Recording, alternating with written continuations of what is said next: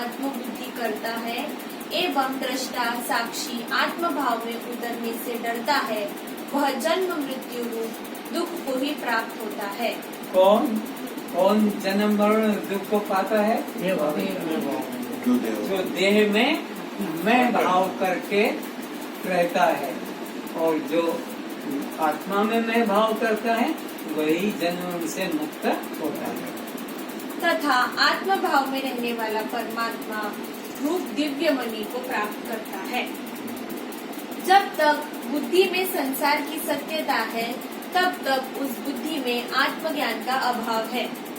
अभी संसार में जिनको सत्य बुद्धि है, अधिक और मिल जाए, ये भी मेरा, ये भी मेरा, ये भी मेरा, ऐसा भाव बनाने का रहता है, तभी वो परमात्मा से बहुत, क्योंकि उसकी बुद्धि में अभी संसार सत्य है, उसको बढ़ाना चाहता है, उसको बचाना चाहता है। और जिसके मन में संसार में सुख बुद्धि नहीं, परमात्मा में ही सुख बुद्धि है, वही कल्याण को प्राप्त होगा। जब बुद्धि में दिव्य आत्मज्ञान उदय होगा, तब बुद्धि से असत्य संसार खो जाएगा। तो अभी अज्ञान अवस्था में संसार सत्य लगता है और परमात्मा उसको मिथ्या लगता है, और जब उसको आत्मा ही सत्य है, ये जब बोध जब जाएगा किसी गुरु कृपा से, सत्संग से, तब ये संसार उसको लिए असत्य हो जाएगा। अज्ञानी को संसार सत्य लगता है और परमात्मा झूठा लगता है, पर ज्ञानी को परमात्मा सत्य लगता है और संसार झूठा लगता है। संसार में उसकी सत्य बुद्धि नहीं है, किसकी? ज्ञानी की सत्य बुद्धि किसमें? आत्मा। और अज्ञानी की सत्य बुद्धि किसमें है? संसार में। परमात्मा में उसकी सत्य बुद्धि, वो संसार के लिए अपना तन मन प्राण लगा देगा, अज्ञानी परमात्मा के लिए कृपण हो जाएगा, और ज्ञानी संसार के लिए कृपण हो जाएगा, लेकिन परमात्मा के लिए पूरा तन मन प्राण लुटा देगा। अब एक दृष्टांत देता हूँ कि लड़की की शादी है तो 8 लाख 10 लाख खर्च कर दोगे, कर देते हैं, कहाँ से आ जाता है। और धर्म का काम हो कि भाई यज्ञ करना है, या कोई मंदिर बनाना है, या हमको वेदांत क्लास कराना है, तो चंदा इकट्ठा करते हैं। तुम क्या दोगे? भाई हमारा 500 लिख दो। तुम क्या दोगे? हमारा 100 लिख लो लिस्ट में। तुमने क्या बोला? हमारा 1000 लिख लो बस। और बोलो नहीं, और इससे ज्यादा नहीं, और इससे ज्यादा नहीं। और लड़की की शादी हो जाए कि मरे हुए का श्राद्ध करना हो तो 2-4-10,000 भी खर्च कर देंगे, कि 2-4-10 लाख भी खर्च कर देते। तो संसार में सुख बुद्धि सत्य बुद्धि है, परमात्मा में धर्म में सुख बुद्धि सत्य बुद्धि नहीं है। अभी जूता खरीदते हैं 5,000 का, साड़ी खरीद लेते हैं 4,000 की, 3,000 की, कार खरीद लेते हैं 8-10 लाख का, लेकिन सत्संग में पुस्तक खरीदना हो तो ये तो बड़ा महंगा है। अष्टावक्र गीता 500 रुपया, तो ये तो गीता प्रेस वाली खरीदेंगे, वहाँ सस्ता मिलता है।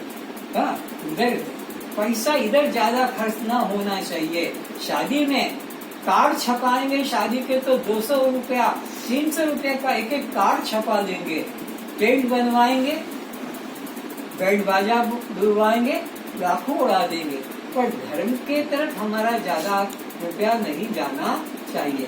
तो हमारी सत्य बुद्धि परमात्मा में नहीं है, संसार में है, और परमात्मा में तो कृपणता है।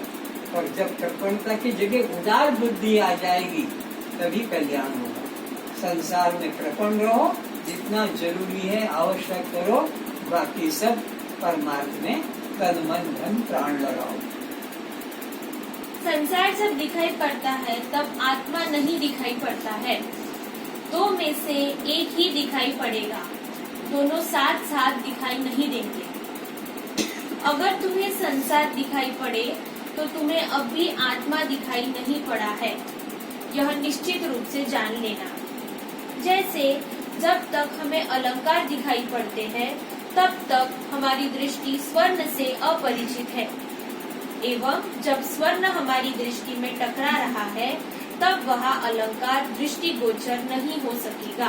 तो यहाँ समझाया जा रहा है, कभी कभी देखा होगा महात्माओं के फोटो या भगवान का फोटो, तो उनका फोटो के गर्दन के चारों ओर ऐसा प्रकाश लाइट दिखाया जाता है। चाहे जिसका भी फोटो हो, कैमरामैन को बोलकर, स्टूडियो वाले को बोलकर वो लाइट निकालता है, पर ये कभी भी नहीं हो सकता। दो निराकार को भी तुम देखो और साकार को भी देखो, एक साथ कभी नहीं हो सकता। अगर निराकार दिख रहा है तो साकार नहीं रहेगा, और साकार दिख रहा है तो फिर निराकार नहीं रहेगा। तो शरीर तो है साकार और वो ज्योति मंडल है निराकार, तो एक संग दो नहीं दिखते हैं।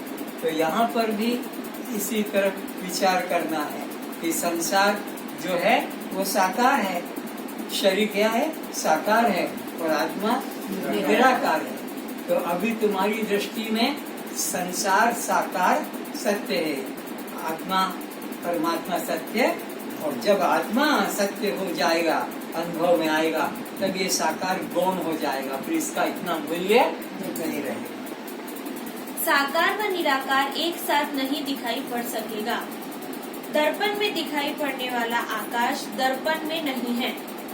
जो दृश्य दिखाई पड़ता है उसके सर्वत्र दर्पण ही है। इसका स्पष्ट यही अर्थ हुआ है कि प्रतिबिंब दिखाई पड़ने पर भी सत्य नहीं, दर्पण स्थिर ही बना रहता है, प्रतिबिंब ही आता जाता करता दिखाई पड़ता है। इसी प्रकार परमात्मा रूपी दर्पण पर स्थूल, सूक्ष्म, कारण, जागृत, स्वप्न, सुषुप्ति आते जाते उदय अस्त होते प्रतीत होते हैं। एक सूर्य, पानी का मटका हमारे हाथ में है, सर पे है, हम उसको लेकर जाएंगे तो उसमें वो सूर्य का प्रतिबिंब भी जाएगा, पर वो वह का वही अचल रहेगा। हजारों मटके होंगे, हजारों लोगों के हाथ में की सर पर हजार प्रतिबिंब दिखेंगे, पर वो एक है। तो ऐसे ही एक चैतन्य परमात्मा ने सबको धारण किया है, और उसके सहारे ये सब उनके प्रतिबिंब, ये सब तुम्हारे हमारे शरीर क्या प्रतिबिंब, सूर्य तो एक ही है, लेकिन ये उसके प्रतिबिंब पानी में पड़ रहे हैं। ऐसे ही परमात्मा तो एक चैतन्य है, और उसका प्रतिबिंब तुम्हारे बुद्धि में अनेक जीव रूप से पड़ रहा है, पर वो परमात्मा तो एक है। और जो जीव है, जिन्हें जो प्रतिबिंब है वो बिंब से अलग नहीं, तो ऐसे ही जो जीव वो ब्रह्म से अलग नहीं है। किंतु मैं आत्मा दर्पण जो का त्यों अचल ही रहता है। जैसे दर्पण से भिन्न प्रतिबिंब की सत्ता नहीं, इसी प्रकार मुझ आत्म दर्पण के बिना तीन शरीर, तीन अवस्था, पंचकोश, तीन गुण की कोई स्थिति नहीं। वे मेरे बिना जड़ ही होंगे। उदय अस्त रूपी शरीर प्रतिबिंब दिखाई पड़ने पर भी असंग आत्मा दर्पण में कोई ना सर्जन है न विसर्जन है। तो मेरे बिना न जागृत अवस्था है, न मेरे बिना स्वप्न है, न मेरे बिना सुषुप्ति है, और मेरे बिना न ध्यान है, न मेरे बिना समाधि है। यहाँ तक कि मेरे बिना बेहोशी भी नहीं है। बेहोशी में भी मैं विद्यमान हूँ, ध्यान में भी मैं विद्यमान हूँ, समाधि में भी मैं विद्यमान हूँ, गहरी निद्रा में भी मैं विद्यमान हूँ, स्वप्न में भी मैं विद्यमान हूँ, और जागृत में भी। अगर मैं विद्यमान न रहूं तो जागृत अवस्था का भान किसे होगा? अगर मैं स्वप्न में न रहूं तो स्वप्न अवस्था का दूर से नींद खुलने पर कौन किसको सुनाएगा? स्वप्न अवस्था में मैं न रहूं तो स्वप्न अवस्था की याद किसे आएगी? और गहरी निद्रा में मैं न रहूं तो गहरी निद्रा का सुख किसको आएगा? तो मैं वो सत्ता हूँ जो जागृत के व्यवहार को भी अनुभव कर रहा हूँ, करता नहीं। और मैं वह सत्ता हूँ जो स्वप्न के सूक्ष्म व्यवहारों को, भोगों को भी देख रहा है, भोग नहीं रहा, देख रहा है। और मैं वह सत्ता हूँ जो गहरी निद्रा के सुख आनंद का भी अनुभव कर रहा है, अनुभव कर रहा है। भोगने वाला मैं नहीं। सुख आया कि दुख आया, इसको अनुभव करने वाला उससे ना मैं सुखी ना मैं दुखी। तो इस प्रकार मैं वो सत्ता हूँ जिसके प्रकाश से ये सब अवस्थाएं जानी जाती है, देखी जाती है, प्रकाशित की जाती है। मेरे बिना कुछ भी नहीं।